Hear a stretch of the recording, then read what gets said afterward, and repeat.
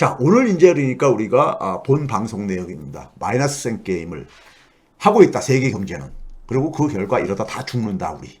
자, 이거를 좀 이제 우리가 빠른 속도로 그동안에 했던 내용들이 일부가 반복되기 때문에 빠른 속도로 좀 이제 말씀드리도록 하겠습니다.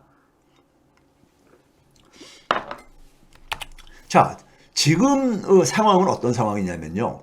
우리가 기후위기나 팬데믹, 아까 얘기했듯이 자연의 그 생태계의 균형이 파괴시킨 결과로 인간들이 그 충격이 그러니까 인간 사회에도 그러니까 우리가 충격으로 나왔던 겁니다. 그것이 이제 공급 생태계의 충격으로 나왔던 거잖아요. 그렇죠? 그래서 지난해 그러니까 우리가 하반기 혹은 늦어도 그러니까 10월 달부터 그러니까 우리가 인플레이션이 급증을 했잖아요. 예? 물가 상승률이요. 급증하기 시작했었죠.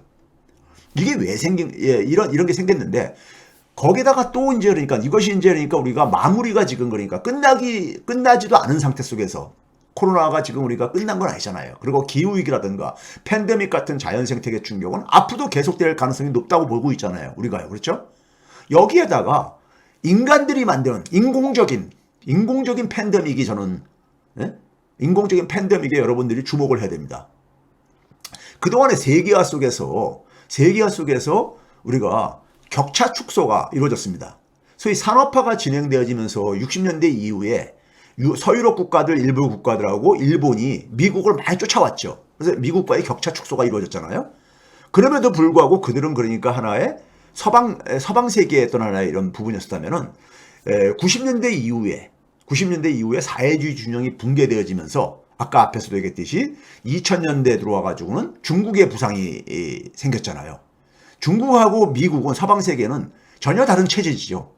전혀 다른 체제입니다.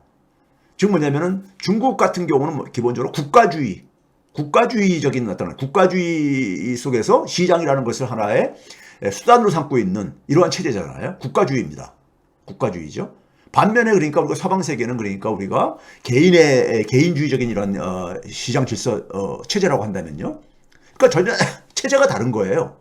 그러니까 체제 경쟁으로 그러니까 이어질 수밖에 없습니다. 격차가 축소되면서 2010년부터 그러니까 중국이 일본을 추격하면서 세계 2위 경제권으로 부상을 하면서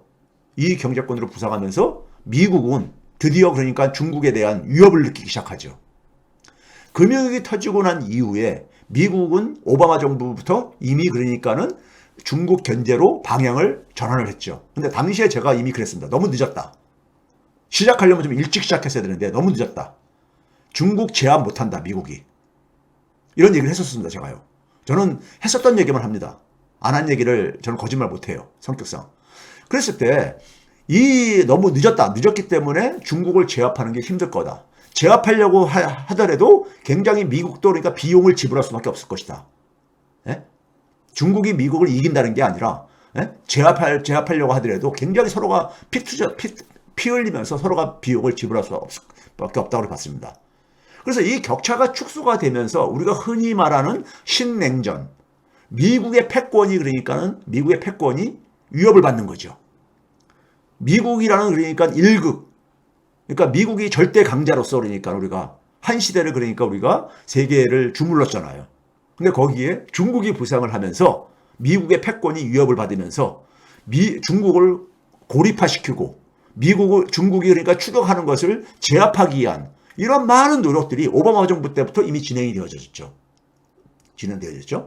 거기다가 미국과 러시아 간의 지금 힘겨루기가 사실 우크라이나 전쟁이 그 내용을 들여다보면은 서방을 그러니까는 서방의 도움을 받아가지고 미국이 러시아를 와해시키려고 하는 힘겨루기잖아요. 지금 중국은 경제력에 있어서 그러니까는 2위로 부상한 나라고 러시아는 이미 오래전부터 군사력에 있어서 2위잖아요. 미국 다음으로요. 미국의 힘은 어디서 나옵니까요? 경제력하고 즉 달러의 힘하고 군사력에서 나오는 거잖아요. 여기에 경쟁자가 중국하고 러시아인데 이들을 그러니까는 더 이 부상하는 것을 용납 못하는 것이고 미국은 그러니까는 자기의 패권을 더 강화시키고 싶은 이러한 욕망의 충돌이 일어나는 겁니다. 그런데 세계가 문제는 근데 우리가 이 세계화가 진행되어지면서 다 통합이 되었단 말이에요. 통합이 되었어요. 다 연결되었단 말이에요. 연결되었는데 중국을 고립화시키려고 해요. 그러니까 어떻게 되겠습니까? 어떻게 되겠어요? 중국하고 연결 속에서 미국과 서방이 굉장히 많은 이익도 봤어요. 즉, 우리가 지난 90년대부터 해가지고 특히 2000년대 이후에 그러니까 한 10년간 그러니까 10년, 15년간 굉장히 인플레이션이 낮게 유지가 될 수 있었던 것은 중국으로부터 값싼 상품이 그러니까 공급이 이루어졌기 때문에 가능했던 거예요. 예? 근데 중국을 고립화시키려면 중국의 역할을 미국과 서방이 다시 그러니까 이것을 재편하려고 하는 것이 저는 가능하겠는가. 둘째는 뭐냐면 가능하다 하더라도 그 비용은 굉장히 클 수밖에 없다. 예? 그 다음에 러시아하고 그러니까는 충돌했을 때 군사력으로 미국이 러시아를 군사적으로 제압할 수가 있느냐. 완전히. 미국이 아프가니스탄에서도 20년 전쟁하고 나서 야반 도주하듯이 철군을 한 상황에서 핵무기를 보유하고 있는 러시아하고 해서 직접적인 충돌이 가능하겠냐 이거예요. 엄청난 피해를 그러니까 사실 자기 자신도 입을 것을 각오를 해야 되는 거잖아요. 그렇죠? 그런 점에서 이거는 기본적으로 누가 어느 한쪽이 일방적으로 이기기 힘든 하나의 게임이다 이거예요. 즉 세계화라는 건 다 연결됐으면 오히려 협력이 필요한데 협력보다는 그러니까는 경쟁을 하는 거죠. 내가 그러니까는 패권을 갖겠다. 내가 왕이 되겠다. 예? 이런 거잖아요. 근데 그 추격하는 나라들은 네가 왜 왕이야? 네가 왜 짱이야? 이걸 거부하는 거잖아요. 예? 그러면 근데 거기다가 또 뭐냐면 미국과 서방은 굉장히 국가 체력이 약화됐습니다. 금융위기 팬데믹을 겪으면서 굉장히 약화됐어요. 뒤에서 보여드릴게요. 예? 보여드리겠습니다.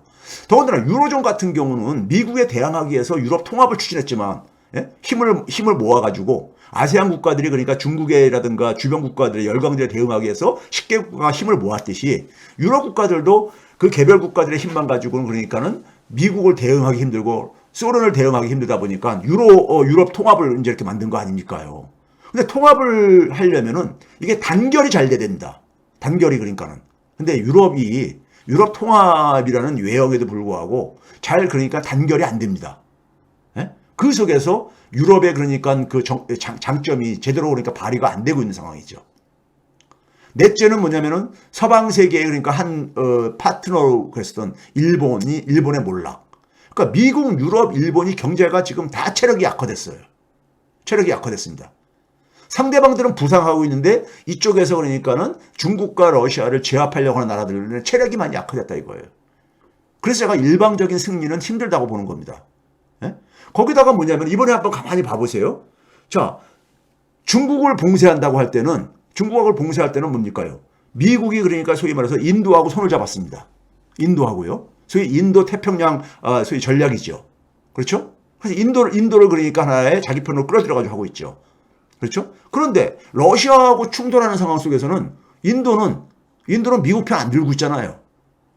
그렇죠? 러시아로부터 계속 석유, 가스 이런 것들 그거 하고 있잖아요. 예? 그 다음에 거기만 그렇습니까요? 중동에 그러니까는 대표적인 미국의 친미 국가라고 하는 사우디아라비아, 아랍에미레이트 이런 나라들도 미국 편 안 들잖아요.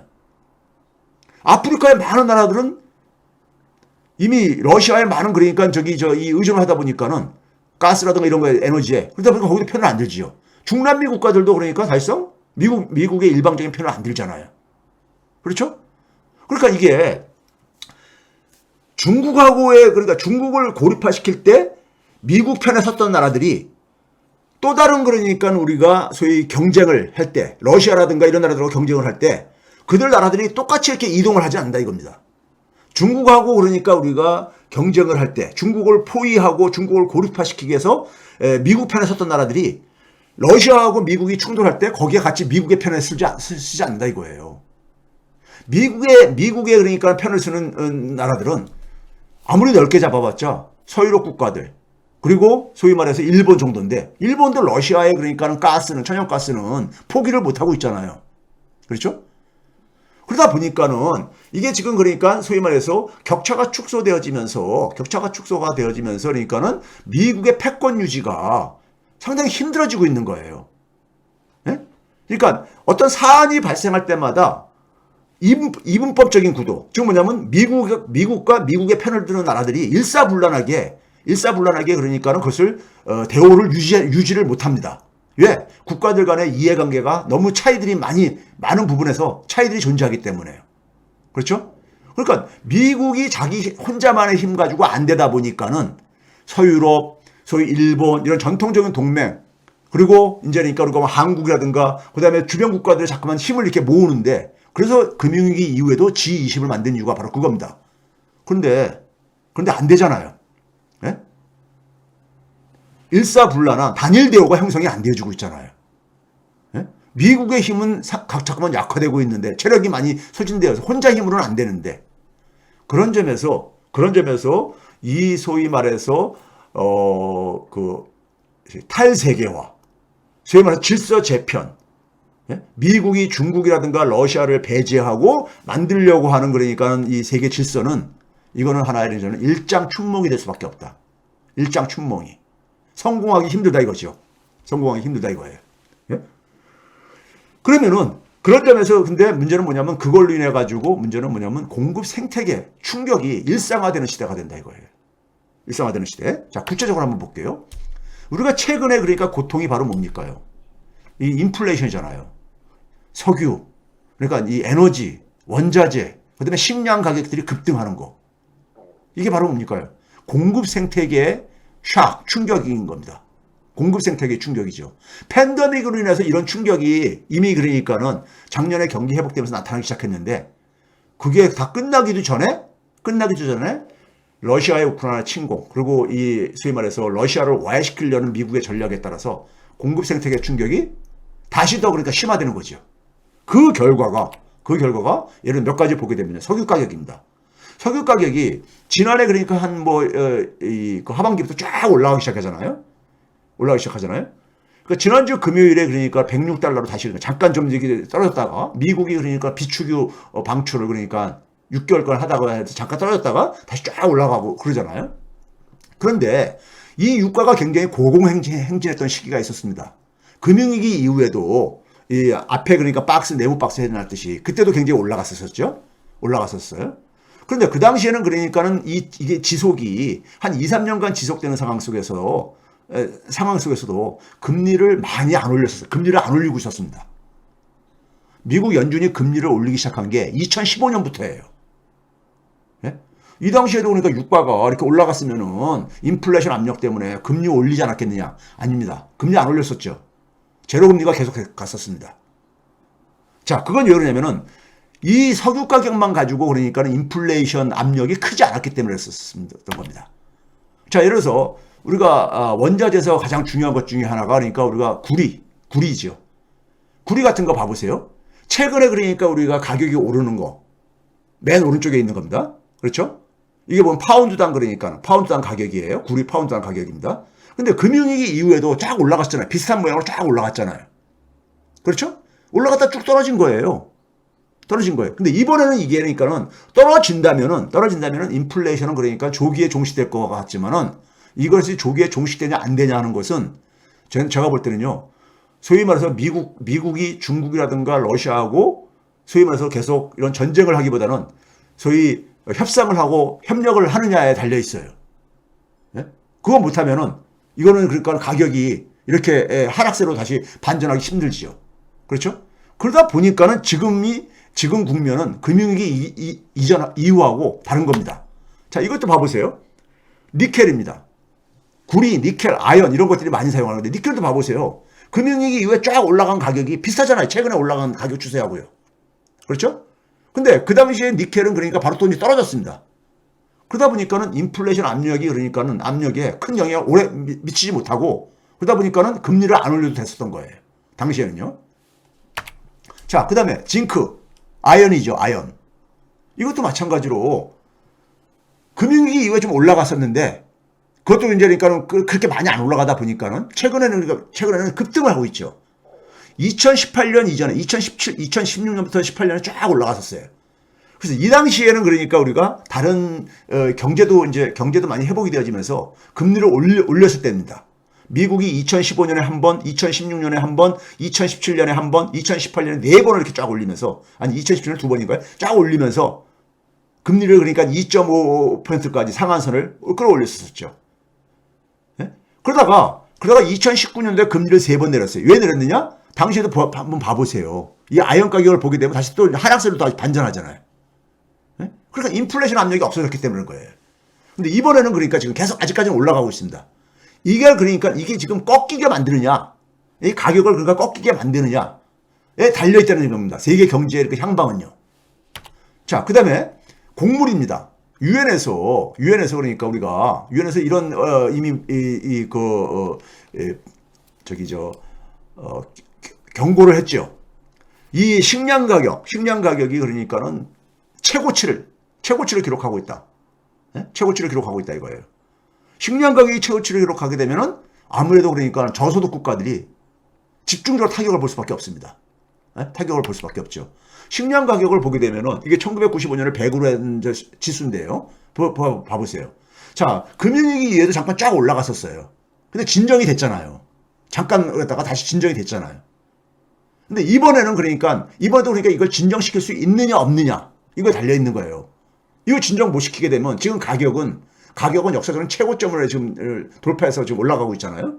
예? 이걸 근데 지금 당장 이게 그러니까 꺾일 것 같다고 생각하는 사람들이 별로 없단 말이에요. 문제는요. 예?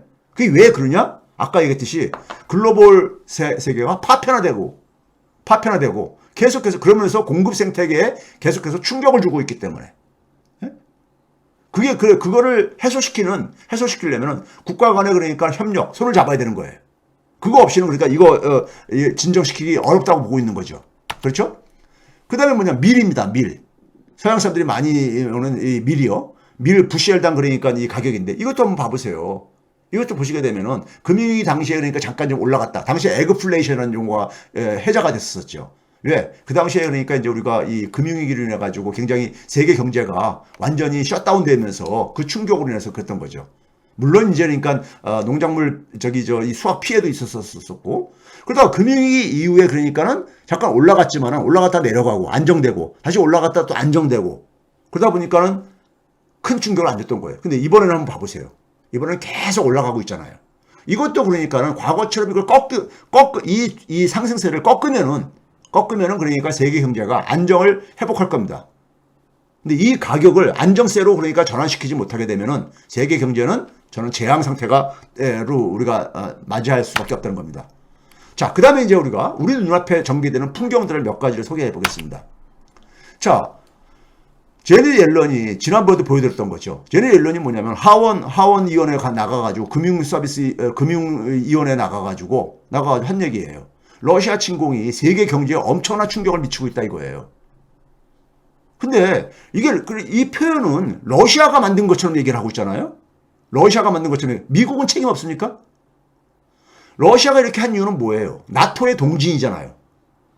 예? 러시아를 포위하면서 러시아한테 압박을 계속 주고 나토의 그런 기본적인 방향을 만든 건 누굽니까? 미국이잖아요. 그렇죠? 사실은 어떻게 보면은 우리가 소위 말해서 미국의 관점으로 저는 러시아 편을 드는 게 아닙니다. 러시아는 어떻게 보면 굉장히 국가주의 야만적인 어떤 비민주적인 국가죠. 그런데 러시아한테만 그러니까 러시아를만 가지고 보는 것은 이건 미국의 관점입니다. 예? 그렇게 해가지고는 정확한 진실을 못 보죠. 사실 러시아가 우크라이나를 침공하는 데 속에서 미국이나 서방이 그러니까 특히 미국이 원인 제공한 측면은 없냐 이거예요. 예? 원인 제공 측면이요. 나토 동진 소위 그러니까 러시아를 포위하면서 압박을 한 측면이 있잖아요. 그러다 보니까 러시아가 어떻게 보면 자기들은 자신들의 안보를 보호하기 위해서 대응 차원으로 이렇게 핑계를 대고 있잖아요.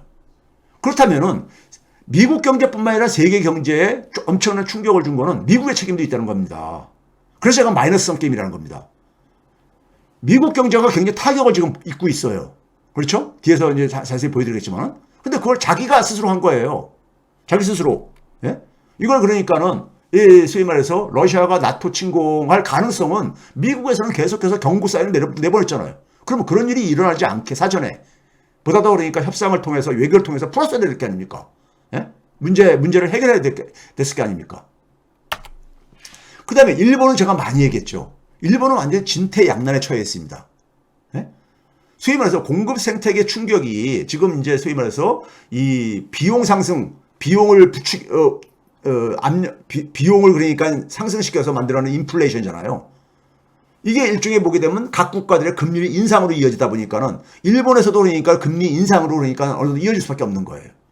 그 결과 일본이 신흥국형 충격으로 그러니까는 일본이 그러니까 소위 말해서 개도국 신흥국으로 전락한 모습을 보여주고 있는 거예요. 예? 왜? 신흥국가들은 이런 공급 충격이 왔을 때 그러니까는 선진국가들에 비해서 이중적인 충격을 받습니다.